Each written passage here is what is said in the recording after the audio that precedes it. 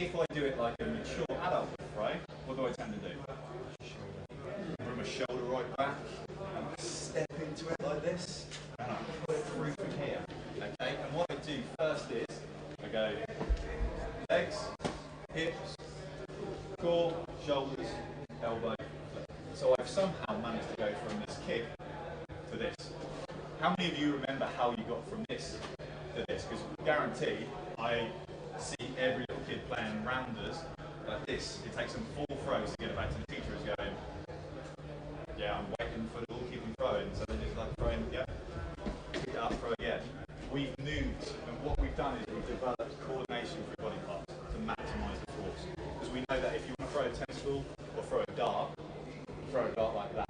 Because it's shorter, you don't need too much power. If the dartboard was where the seats are, how would I attempt to throw it? Obviously, I'd make sure that it's there. Size of the force applied. Now, actually, through coordinating my body, I can apply more force because I can move the force. So you move big muscles, legs, to generate force from the ground, and you move them into smaller muscles that aren't as strong, but they move faster. That makes sense? So big muscles move slower, but stronger. Small muscles are smaller, but move faster. So there's a line. So if you get a throw, you go big muscles, legs, before arms. Right. Everybody remember? Has anybody done it by legs before arms?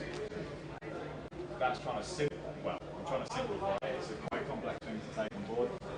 Time at which force is applied. If I apply the force like this, it's not as much as this.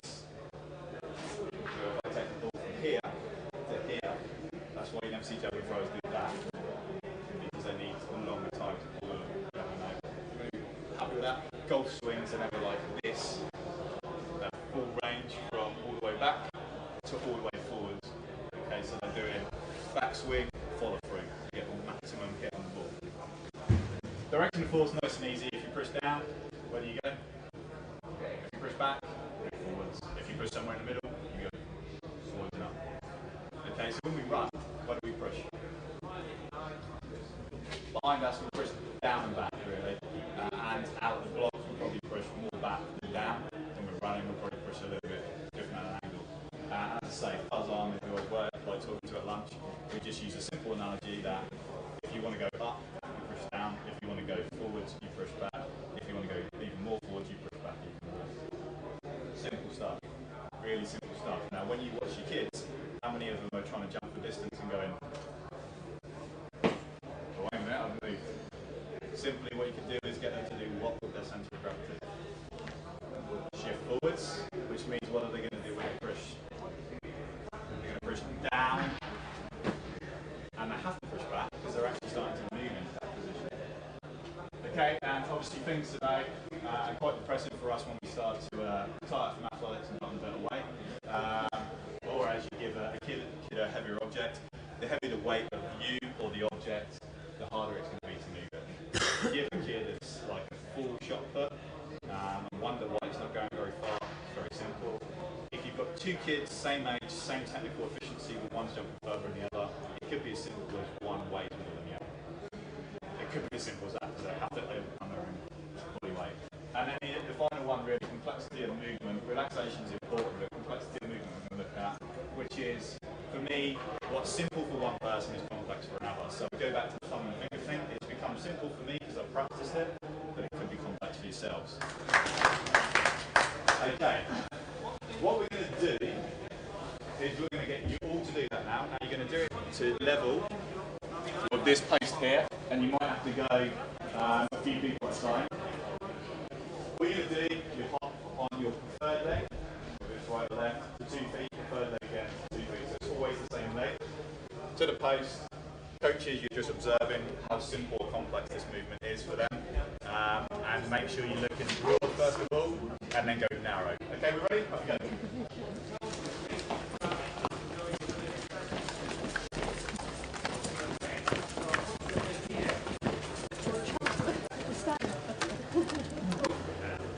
Okay, now this time what we're going to do is if we go 2 groups, so if you split into 2 groups, one group goes at the front. This time I want you to go back, and you're going to use your out leg, so you're going to use your less dominant leg. in a hop. When you're ready, off you go.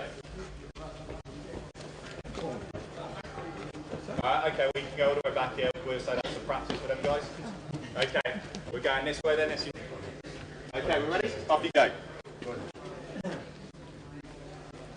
Yeah, I wouldn't have let her go on her own. Okay, the rest of the off you go. You can't just like hide back. What?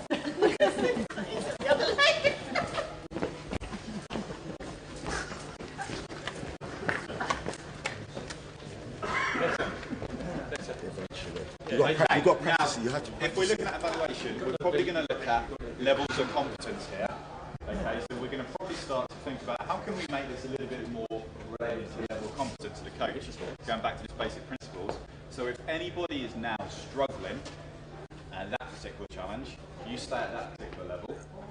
If anybody is finding that skill simple or fairly simple, we're going to move the complexity up a level and see how you get on. So this time, what I want you to do is alternate your legs. So you go right foot 2 feet, left foot 2 feet, right foot 2 feet, left foot 2 feet. It's fine, don't hide back. It's about stepping out your comfort zones, everybody. When you're ready, off you go.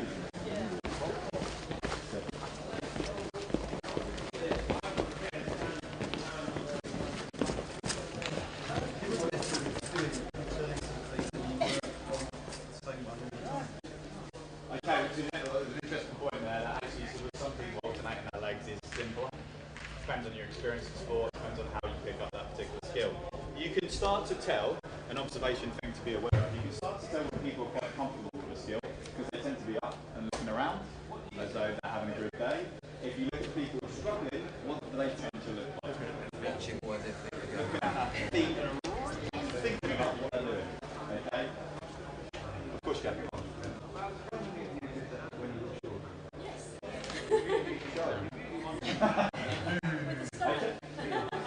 10,000 hours of practice. Okay, this time let's move it up a complexity level. So if you found that not as complex as it needs to be, you're going to do it. You can hop switch however you want with your legs. You can do one side like left foot 2 feet, left foot 2 feet. But what you have to do at the same time is an arm running action with your arms.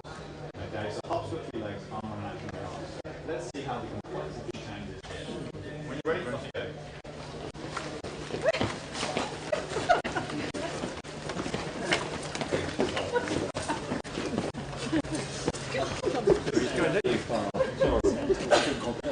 You have to break it down. Break it down. Okay.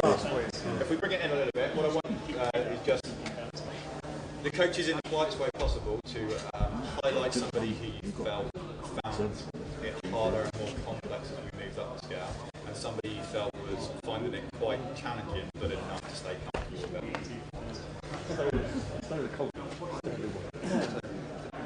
Politely, I don't think any of them are very confident in the competent phone. Yep. They weren't ready to move on. Okay, did everybody hear that? Yeah. So the last one was probably the most challenging, and what we've done was we actually took it away from just this and actually introduced that to the body, so it's more information there in the brain. When you look at organising limbs, it's quite easy to organise limbs to do this, and probably organise them to do this. Okay, and it's probably easy to do that, but can any of you go up and down with your left arm and up, middle and down, middle and up with your right arm at the same time? No. Quite an easy answer there for you to give. Without anybody attempted it, I just had that. But because it's more and more complex, you start to recognise that. How many of us make kids do lots of complex movements? So let's do a standing triple jump. Is that complex? Yeah, it's fairly. And how many people move kids into it? Because it says on a bit of card, the syllabus, we should do standing triple jump. That's great, but can they do hopscotch first? And if they can't do hopscotch, can they hop on the same leg? If they can't hop on the same leg, can they balance on the same leg? Okay, so you see where we go back to the basic principles. Don't go triple jump. Go back to what you need to be able to do the triple jump. Don't go the source of problems here. Go back to the source of the problem. Go back to the basics. You hear it time and time again with the top football top coaches in different sports, go back to the basics. If I'm not stable here, then actually that can vastly affect how I do hopscotch. Okay, so coaches who are observing, we're saying that the last one was quite challenging. Going through the loop, you were looking at starting broad and narrow. Could anybody share with me, who's a coach, what you narrowed in on and what you saw? Placements here, instead of going forward, so naturally the tendency to go off an angle, which is unfortunately unbalanced in the next set. Excellent. And so a coordination issue is now personified because I'm trying to restabilize myself at the same time as trying to work out what the heck I'm trying to be doing with the rest of my body to get into the next position. Okay. Now imagine we're trying to make it very, very vivid for yourselves, but it's very simply the same for kids. Okay. Their experience is the same as it is for us doing hopscotch. Now it's really comical for us to make some mistakes here, but just imagine if you've done the hopscotch over and over again and nobody ever told you how to improve that. What's your experience with it? I absolutely hate doing this. And how many kids do we expect to come back on a regular basis and go, oh, this is absolute rubbish, it makes me feel really bad about myself every time, why don't I go back? Okay? The only kids what are likely to do that is the ones where their mums are shopping at Tesco and they've got retails there. So we need to be aware of that. So we focus on the foot placement, which is great, which relates to the balance. Any other focuses? The arms as well. See,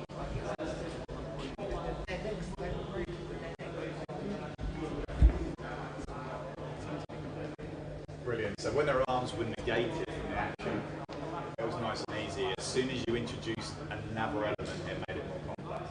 So actually, if you go back to the source of why did the skill break down, it wasn't because they couldn't do it with their legs. It was because you added another thing on top. Okay, so you made it a bit more confusing. Anybody ever done an IT course where they tell you 4 things and you're like, what's for that? And then they had a 5th one in, and then they added lots of different acronyms and different equations. You're like, I have no idea what you're talking about now.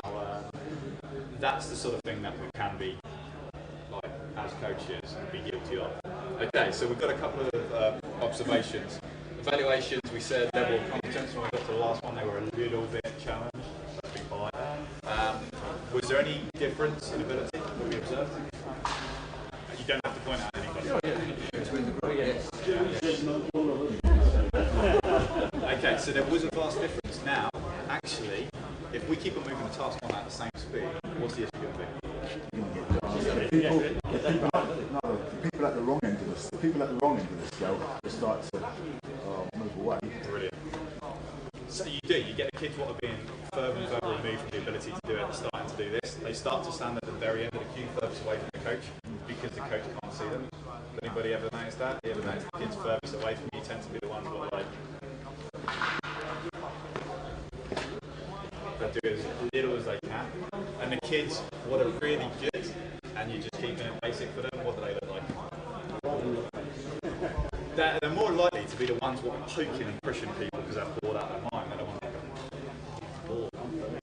Okay, so typical things that we can do, an intervention that we can do there. We could slow it down and we can break it down. We can start it nice and simple. So keep it simple and then make it more complex.